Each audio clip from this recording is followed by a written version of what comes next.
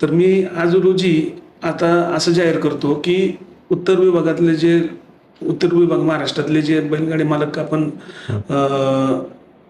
जे विभाग वाईज खेळायसाठी 2 विभागामध्ये केले होते, तर त्याचा काय आता मज्जा कुठं राहणार नाही किंवा त्यांना इकडे पळवायची परवानगी राहील.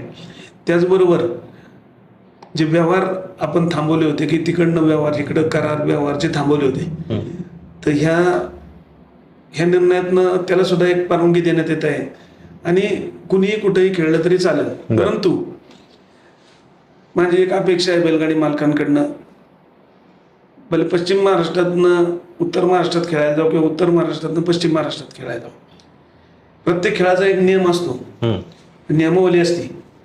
ती नियमावली कुणीही कुठेही गेलं तर ती नियमावली पाळली गेली पाहिजे. खास करून उत्तर महाराष्ट्रामध्ये आता 3 फेऱ्याचा जो खेळ आहे तो लोकप्रिय होत चाललेला आहे. त्यांनी त्या खेळाची जी नियमावली आहे ती अवगत करून घेतली पाहिजे आणि त्या खेळाला आणि त्या नियमाला अधीन राहूनच तिकडं त्यांनी मैदानं घेतली पाहिजे.